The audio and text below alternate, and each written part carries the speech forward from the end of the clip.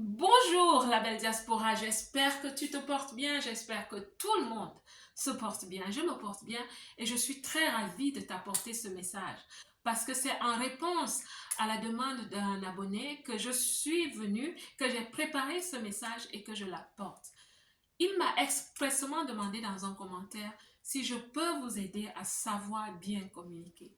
J'ai compris que c'est un besoin et je me suis levée, je lui ai fait la promesse de préparer cette vidéo le plus tôt possible et me voici. Nous allons parler de communication aujourd'hui. Pour ceux qui sont nouveaux sur cette chaîne, je souhaite vous dire que je suis Marcel Angèle Abomon et là. Et ma vision pour cette chaîne est d'encourager la femme qui vit dans la diaspora. C'est la même qui a pris la ferme décision de réussir sa vie loin de chez elle. Parce que ce n'est pas facile de réussir loin de chez soi. Ce n'est pas facile d'être déterminé, toujours discipliné et de ne pas avoir envie parfois de jeter l'éponge. Oui, ce n'est pas évident. C'est pour ça que je me suis donné cette mission d'encourager les femmes qui vivent dans la diaspora. La communication est un outil. La communication est un instrument dont tu as aussi besoin, ma belle, pour réussir ta vie, où que tu te trouves. Il faut apprendre à savoir communiquer. Il faut apprendre. J'ai appris à communiquer. J'apprends encore à savoir communiquer. J'appelle cela la communication efficace, efficiente, adéquate. Une communication que je définis comme compétente. Nous devons apprendre à communiquer de façon compétente. C'est-à-dire que quand on passe un message, quand on parle aux autres, on leur ajoute de la valeur parce qu'on sait ce qu'on dit et on sait à qui on parle. C'est pour ça que je vais te donner 3 points, je dirais même 4 points, qui vont t'aider à apprendre à communiquer de façon compétente. La première chose que je fais et que je t'encourage désormais à faire avant de prendre la parole, avant de communiquer, avant de prendre le téléphone pour appeler une personne, la toute première chose que je t'encourage de faire, c'est de déterminer, de circonscrire ton intention. Pourquoi est-ce que tu vas parler? Pourquoi est-ce que tu vas communiquer? Pourquoi est-ce que tu vas faire ce discours? C'est quoi ton intention? C'est quoi le but de ton message? C'est quoi le but, l'objectif que tu souhaites atteindre? C'est quoi l'intention, le fond de ton idée? Qu'est-ce que tu souhaites communiquer? Au-delà de la communication verbale ou écrite, qu'est-ce que tu souhaites communiquer aux gens? Qu'est-ce que tu veux les laisser avec? Les émotions même. Comment est-ce que tu souhaites les transformer, leur ajouter de la valeur? Par exemple, avec cette vidéo, mon intention, c'est de répondre à la question de mon abonné. Mon intention, c'est de le satisfaire, de lui faire plaisir et surtout de lui communiquer que je le lis, que je l'écoute, que je le vois passer. Je ne le laisse pas passer comme ça. S'il a un besoin, je vais assouvir ce besoin en faisant une vidéo.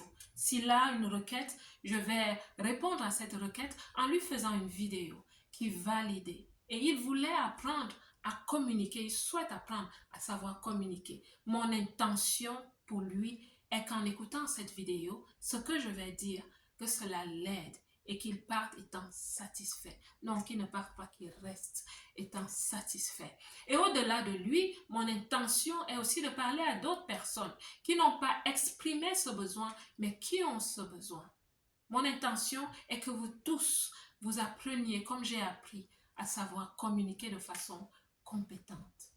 Tu dois avoir une intention pour que ta communication soit une force de frappe. La deuxième chose que je t'encourage de faire, c'est de connaître ton audience. Quand tu te lèves pour aller parler, à qui est-ce que tu vas parler? Devant des gens, c'est qui ton casting? Quels sont les besoins de ces personnes? Pourquoi sont-elles là? Est-ce qu'elles sont là pour perdre leur temps? Non. Quelle est la valeur que tu dois leur ajouter en fonction de leurs circonstances? C'est pour ça que les communications de façon impromptue sont difficiles devant beaucoup de gens parce que tu ne connais pas vraiment l'audience, tu ne connais pas ces personnes, tu ne connais pas leurs besoins. C'est pour ça quand tu te prépares à aller faire un discours, aller à un entretien d'embauche dans une entreprise, tu dois te demander qui est cette entreprise? Quelle est l'histoire de cette entreprise? Comment est-ce que je peux impacter? Tu vas faire un elevation pitch, tu vas négocier avec un entrepreneur pour le financement de tes activités, de tes initiatives. C'est qui cette personne? C'est quoi son histoire? Son histoire d'échec et son histoire de réussite. Quelle est sa valeur en ce moment? Son net worth. Qu'est-ce que cette personne vaut en ce moment? Est-ce que cette personne est capable de me financer? Tu dois connaître ton interlocuteur. Tu dois connaître ton audience, celui qui va recevoir ton message. Parce que ce n'est que là que tu peux faire de l'impact et communiquer de façon efficace et compétente. La troisième chose que tu dois absolument prendre en compte, c'est la forme de ton discours. Ton discours ne doit pas être un désordre de mots que tu balances, de gros mots, de mots trop élevés que tu balances. Non, tu dois être simple, tu dois avoir une structure.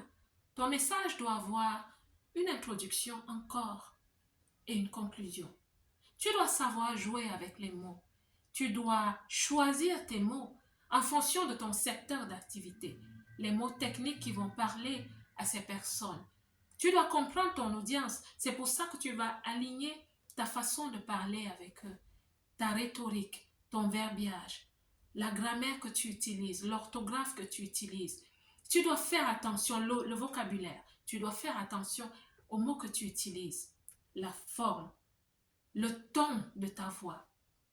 Tu ne parles pas à un enfant comme tu parles à un adulte.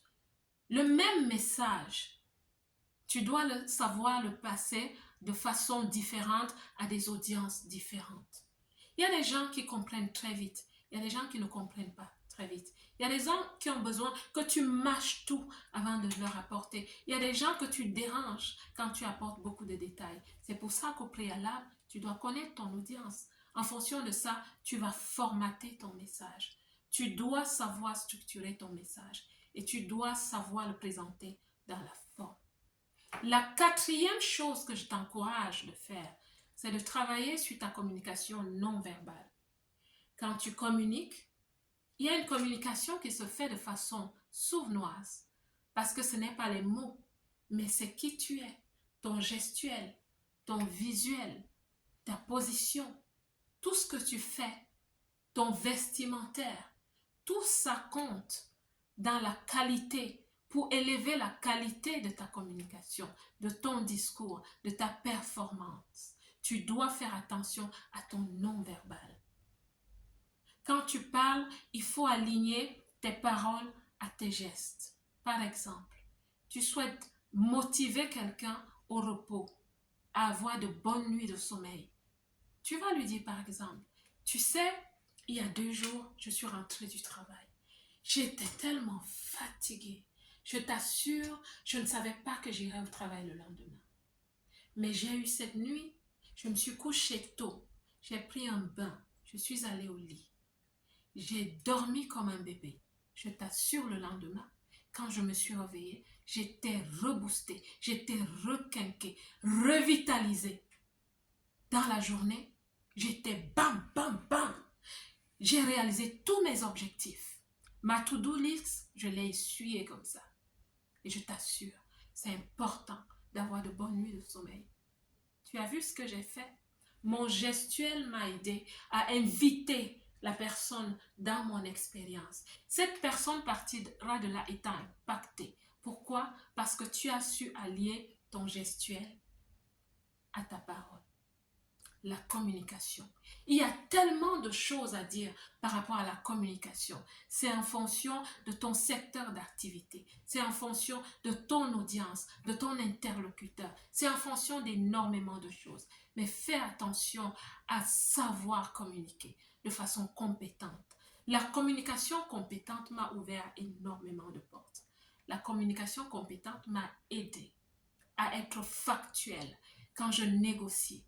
La communication compétente m'a beaucoup aidé dans mon développement personnel et dans ma vie dans la diaspora. Il y a tellement de choses que je souhaite dire par rapport à la communication. Vous savez, nous avons aussi plusieurs types d'intelligence. Tu arrives, moi j'ai une intelligence à prédominance émotionnelle. Je ne suis pas émotive, mais mon intelligence est émotionnelle.